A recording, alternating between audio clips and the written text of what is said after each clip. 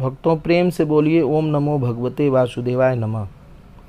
ज्येष्ठ मास के कृष्ण पक्ष की एकादशी को अपरा अथवा अचला एकादशी कहते हैं। इस दिन भगवान त्रिविक्रम अर्थात भगवान श्री हरि विष्णु की पूजा की जाती है। अपरा एकादशी व्रत के प्रभाव से मनुष्य सभी पापों से मुक्त हो जाता है। इस एकादशी व्रत से अच्छाई एवं सकारात्मकता का मार्ग पा सकते हैं। इस व्रत कथा को उत्तर भारत में जल क्रीड़ा एकादशी के नाम से भी जाना जाता है। ऐसी मान्यता है कि आज के दिन व्रत कथा सुनने या पढ़ने से मनुष्य को सभी पापों से मुक्ति मिल जाती है तथा मोक्ष की प्राप्ति होती है। आइए अब व्रत कथा का श्रवण करते हैं। श्रवण करने से पूर्व सभी भक्तों प्रेम से बोलिए ओम नमो भगवते वासुदेवाय नमः।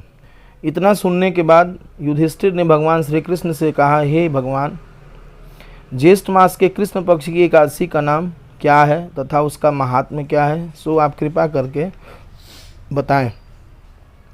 श्री कृष्ण भगवान कहने लगे, हे राजन, इस एकादशी का नाम अपरा है। यह अपार धन देने वाली है। जो मनुष्य इस व्रत को करते हैं संसार में उनको यश तथा कीर्ति की प्राप्ति होती है। अपरा एकादशी व्रत के प्रभाव से ब्रह्म हत्या, भूत योनि तथा पर निंदा आदि तक के पाप दूर हो जाते हैं।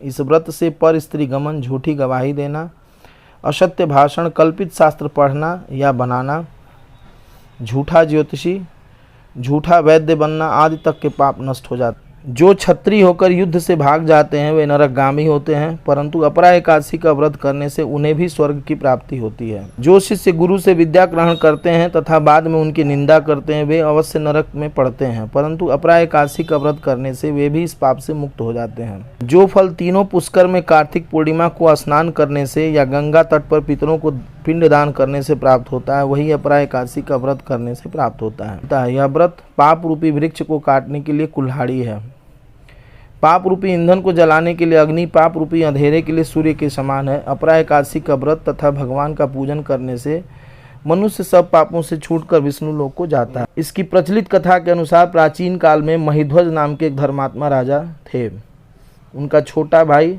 बृजध्वज बड़ा ही क्रूर, अधर्मी तथा अन्यायी था। वह अपने बड़े भाई से द्वेष रखता था। उस पापी ने एक दिन रात्रि में अपने बड़े भाई की हत्या करके उसकी देह को एक जंगली पीपल के नीचे गाड़ दिया। इस अकाल मृत्यु से राजा प्रेतात्मा के रूप में रहने लगा और अनेक उत्पात करने लगा। एक दिन अचानक धौम्य नामक ऋषि उधर से गुजरे। उन्होंने प्रेत को देखा और तपोबल से उसके अतीत को जान लिया। अपने तपोबल से प्रेत उत्पात का कारण समझा। ऋषि ने प्रसन्न होकर उस प्रेत को पीपल के पेड़ से उतारा तथा परलोक विद्या का उपदेश दिया।